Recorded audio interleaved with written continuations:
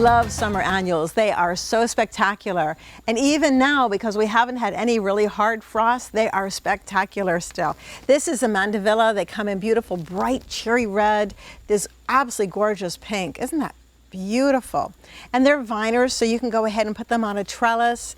I just put this on a teepee and just let it grow all summer long. The requirements are very easy. They love full sun, and they can handle a little bit of drought, but again, anything in a container really needs to have a little bit of fertilizer and a little bit of water every single week, sometimes 2 or 3 times a week for the water. A lot of people, when they see it like this, go, oh, I cannot bear to let this go. On the other hand, if you bring this into your house right now, as lush and as green as it is right now, it's not going to be happy outside. First of all, out here there's a lot of humidity. There's a lot of beneficial insects that are doing a great job of scurrying through the foliage and getting all the insects that are on there. If you bring this inside, you're also bringing it, all the little critters in here that you cannot see until you actually get it inside. And you're going to bring it into a house that is much drier, because we don't like to live with a lot of humidity. So as soon as it gets humid, you turn on the air conditioner in the summertime or you turn on the heater in the wintertime. So it's going to go through a shock period. It will survive. Especially if you put it in a window that gets full sun, but it's going to limp around. And then when it comes back into next summer, you can put it outside, but it's going to take a while for it to catch up. So what I'm going to do, as much as I love this, and I have thoroughly enjoyed it all summer long, I'm going to let it go ahead, go quietly with that cold night. And next summer, I'm going to go ahead and get another one. Maybe the same pink, maybe a cherry red, maybe a pure white one. I don't know, that's the fun of it. So just trying to figure out what I want. But there are some things that you can go ahead and save from year to year. So I'm going to show you how to save your caladiums. These are caladiums. Now these are very southern plants. In other words, you have to plant them in the late springtime or early summer. The soil actually has to be at least 50 to 60 degrees warm. And the humidity, the temperatures outside have to be warm too. So you can have a warm sunny day for a couple of weeks, but if the soil is still cold, you cannot plant these out until it gets really warm. So I usually wait until after Mother's Day to even think about planting these. But I do love them because they're fabulous in the shade. They have these gorgeous shield-shaped leaves, almost like a heart-shaped leaf. This one's gorgeous because it has this beautiful bright red in the veins and a gorgeous dark green border, and then it's mostly white. Now, the reason why this is a good shade plant is because it doesn't have a lot of chlorophyll in it. This one right here is a different variety. It's a lot more green, a lot of pink and red, but it's a lot smaller plant. So when you interplant them together, you've got a nice grouping of tall and small. But again, since these guys are such southern children, we need to either let them go like we do with the annuals, or we can dig them up.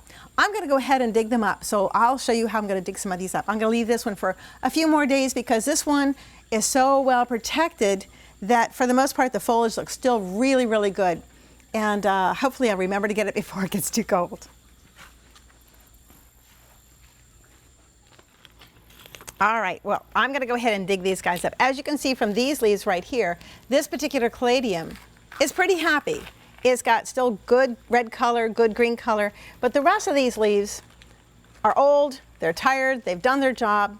It's got a little chilly, but most of all, these were more exposed to the weather, so they were more exposed to the wind, the rain, the temperature fluctuations, whereas the other one that was close to a wall had a little bit more heat generated, so it's a lot easier for it to stay good. So what I'm going to do is I'm going to go first and cut off all the foliage like this. It's just a little easier to kind of figure out what I'm doing. There we go. And toss that away. And even though we've got new foliage here, I'm going to go ahead and dig these up. And when you store these, again, you have to store them indoors because the temperature has got to stay above 50. I cannot put them in the garage because the garage is not heated. I cannot put them under the house. It's not going to be warm enough. But look at the size of that bulb. That is really a nice little bulb. So this is what I will go ahead and save, just like this. And that will be a nice, large plant for next year. So I'm going to go ahead and dig under this. It's like looking for Easter eggs sometimes. Kind of fun. I know a lot of people who like to plant potatoes think that looking for potatoes, when you're digging them, is like looking for gold. I think the same thing with the caladiums too. This is a little bit smaller, but I still think that that's going to be lovely. Here's another one. Sometimes these do grow a lot in the year, and sometimes they don't. Here's two. I think that they were planted a little too close together. So one of them's about an inch large, and this one is about a half an inch. And it's still looking good though, a lot of good roots, so I'll put those guys there.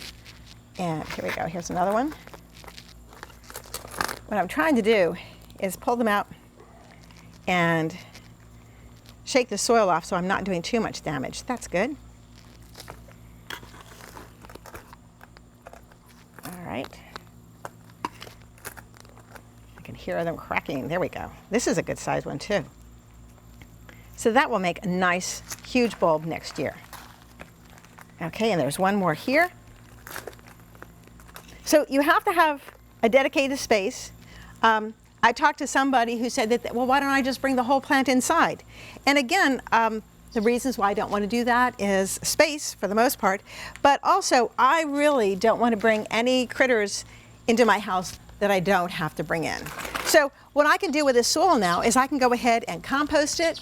I don't really want to reuse it. I used it already once, and if I planted the caladiums back in here again, there's another one. They wouldn't do as well because anytime you have a plant in a container and it has any diseases, there's no beneficials that could come in from the outside to help take care of it. So something like this, I add to a compost pile. It will compost down with a lot of other things like leaves and stuff. And then next spring when I go ahead and plant, in the garden, I can add the compost. It'd be perfect, which is real cool. Okay, I want to share something else with you. We have, being a plant person, I love to get plants from a different variety of places. I love to exchange plants.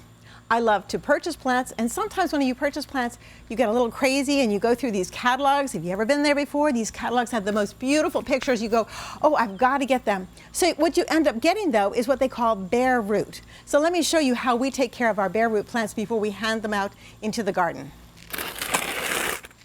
There's a lot of different ways to get garden plants. You can buy them, but you can also share plants with other people and get plants back that way too. So I have two examples of plants that I was able to get from friends.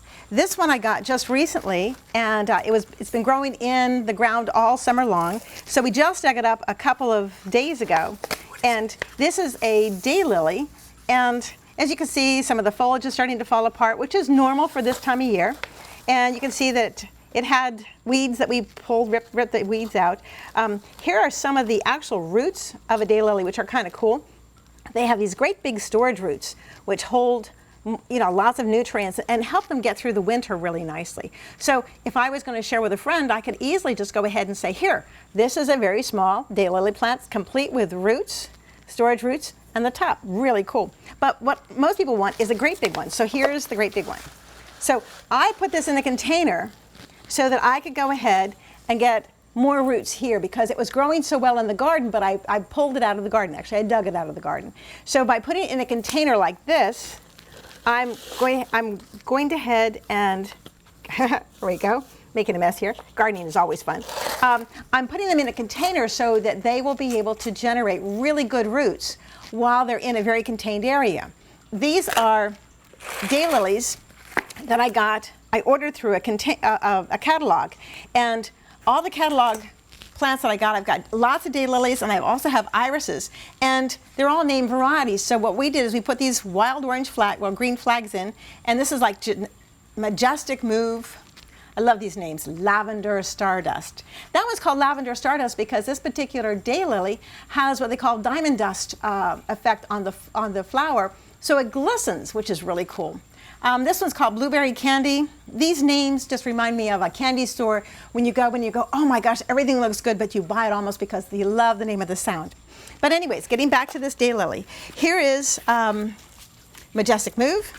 And like I said, we just got it about a week ago, and we planted it. It was bare root. The green foliage was not even this green. When we got it, it was pure white, and it had a lot of this old, dead material that was just basically in cold storage. We potted it up in good potting soil. As you see, these little prills right here The little round prills are a type of fertilizer. It's a slow release fertilizer.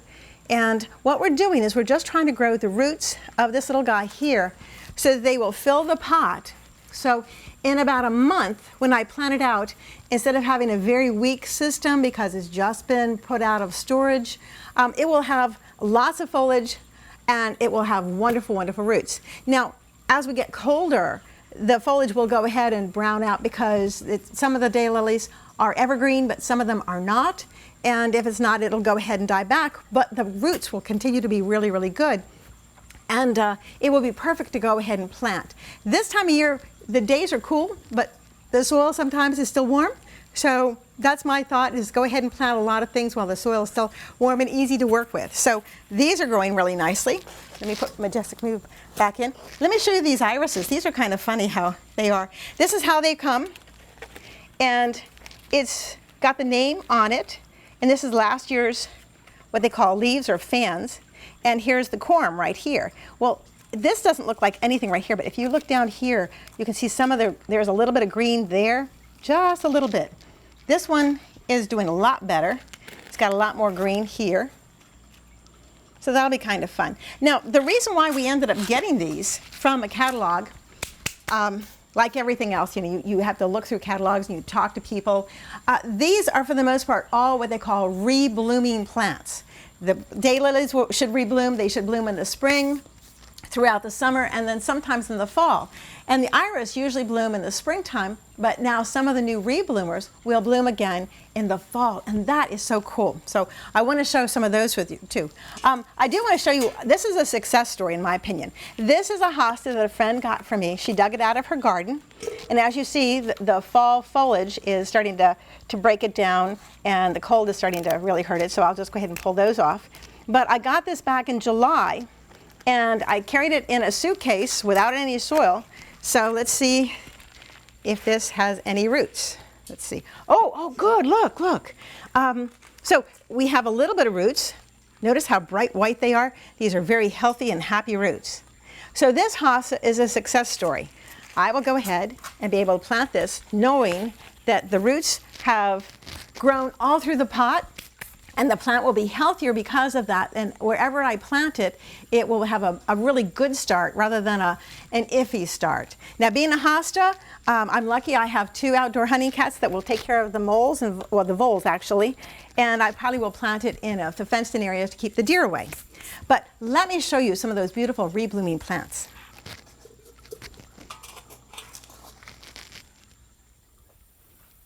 Well, this is my herbaceous perennial garden, which I truly love, and for lots of reasons, because it gives me color all through the season. Right now, this is the purple coneflower or echinacea, and even though it's October, it is a beautiful, beautiful plant. The foliage is still gorgeous, but look at those petals and the vibrant flowers. This is neat. The echinacea or purple coneflower, these petals right here that are so colorful are really sterile flowers, and these right here are the ones that have all the seed producing parts of it.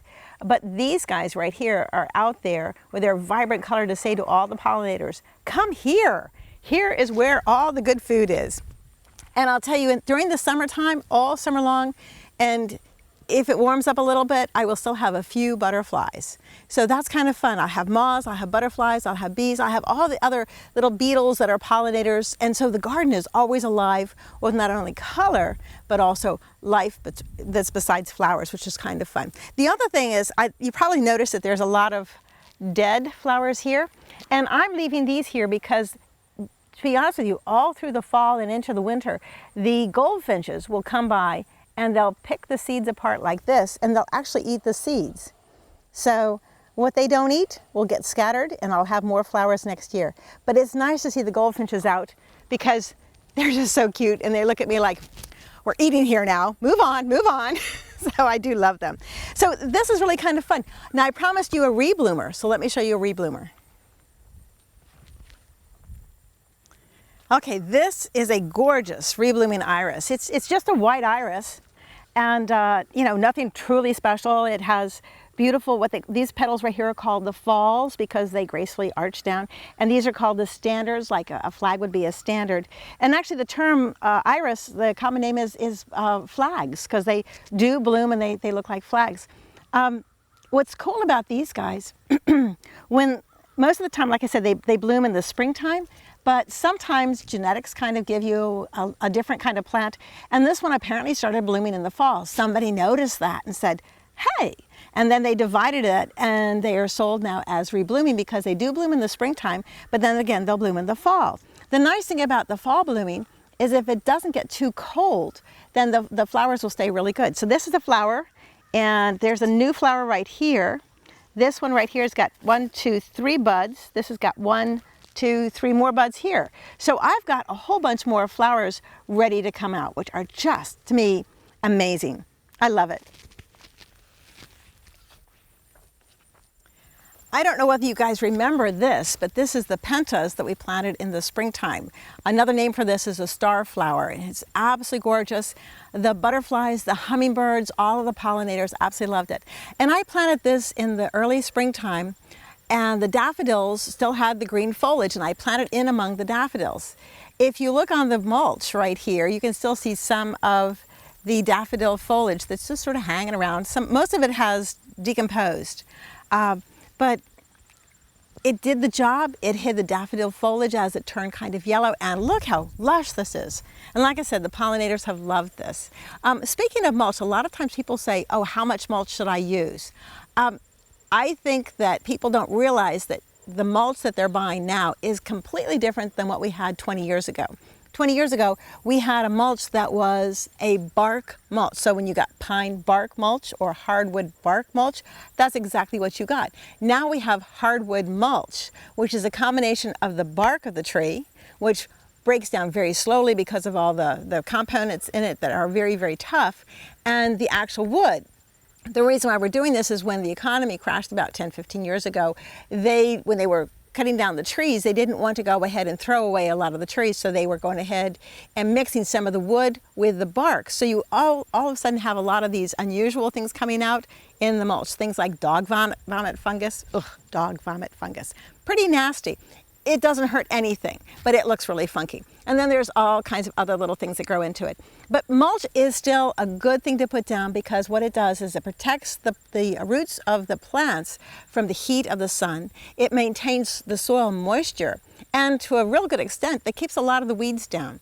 So that's how we do it. Also, it kind of defines your planting area. So when you're cutting the grass, you're not running over your beautiful pentas. I want to share another plant from you right behind me. This is, I think, an absolutely gorgeous butterfly bush, and there's a butterfly that's sort of buzzing around here. This time of year, all the monarchs have gone south, and most of the hummingbirds have gone south also. But this is still here for any of the late pollinators that just want a little bit of a treat. And I will not cut this down, though, until early springtime. When I do cut it down in the springtime, I'll cut it to about 1 foot off the ground. There's another thing I want to share with you is this little guy right here. This has the poor choice of a name. This is called sneezeweed. And as you see, it's already bloomed, but the base of flowers down here has continued to live. So what I'm going to do is when you do garden cleanup, you just take off the part of the plant that is no longer doing well because it's done its job. And you really want to remove it from the garden so that there aren't going to be any diseases or possible insects that would like to go ahead and stick with it. And by doing that, that opened up so you can see the beautiful yarrow that's in bloom behind it. So sometimes it's a good idea to do a little pruning. If you look down here in this daylily, this beautiful mass of daylilies, there's another little plant right here too. And this is a weed, a summer annual weed. And this is called red root pigweed, because if you look at the roots right here, it's kind of a pinky red color, and it's just about ready to go to seed. You always want to try to pull something like this out of the garden because these seeds will last in your garden for over 20 years. It doesn't matter whether it's too cold or too hot, the seeds will be there and they will continue to germinate every year for at least 20 years. So I'm going to pull this out of the garden too. Now I would like to show you what you need to do if you have an ornamental pond, how to prepare that for the fall too. So let's go ahead and collect this stuff and go to the pond. Well, on our way to the pond, I just wanted to share this gorgeous, this is a zelkova, which is a type of tree. It's a kilometer zelkova, so it's not going to spread out really wide. We had a different type of tree. We had actually a Bradford pear, and we decided not to get those anymore. Because this is the northwest corner, we went ahead and put stakes here, and as you can see, we've got some plastic that protects the metal tie, so that it'll still be really good. But this is a very windy area, so it's protected from here. Fall is the perfect time to plant a lot of these trees. Notice I have a cage around it. That's because we have cats, and the bark is very tender. So for the first couple of years, the cats will get used to the fact that the tree is here, but they're not going to come up to it because of this cage. So let's take a look at the pond. Having an ornamental pond in your garden adds so much to the garden. It adds color, it adds music, it adds a source of moisture for all of your pollinators, the butterflies, the hummingbirds. I've seen regular birds just pop on the ledge right there and drink water. And it's great for having fish too, because the fish eat the mosquito larvae, so I don't really have a problem with mosquitoes.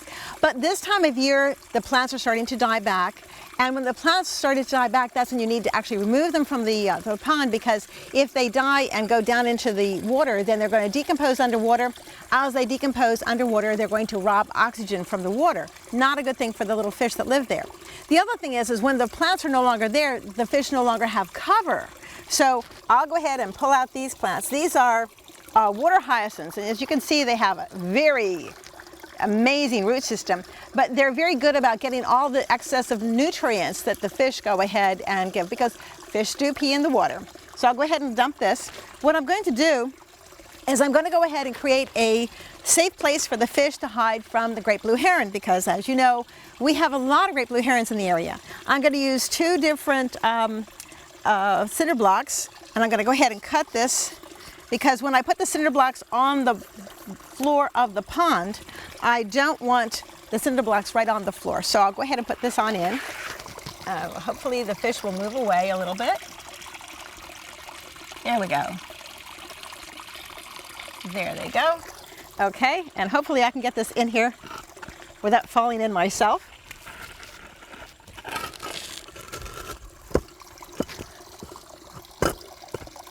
Okay, sometimes you just have to get wet. And that's a little slippery, so I'm going to sit down while I do this so I don't actually fall in. Gardening is so fun. Okay, in with the fishies. Okay, I'm going to put this in like this so that they'll have a place to play. There we go, there's one.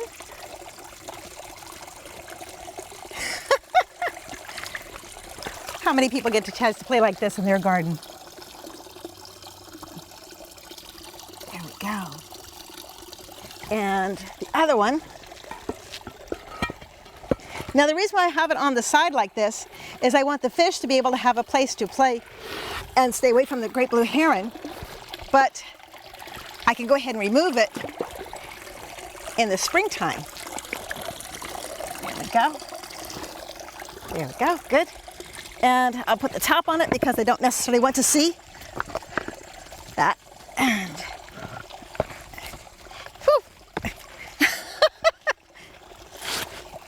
it's slippery down here. Okay. There we go. So now my fish have a safe place to live all winter long. I do keep the fountain going all winter long. And last year when it was so cold, the whole pond froze over. But as this was continuously recirculating, that always stayed open. And a lot of birds came by and used it. So I thought that that was really good. So I think we've decided that that's good. There's some plants in here that are actually winter over, like this gorgeous horsetails. These are really kind of cool. But like I said, the water hyacinths really need to be pulled out. Well, thank you so much for joining me for Delmarva Gardens right here on Pack 14.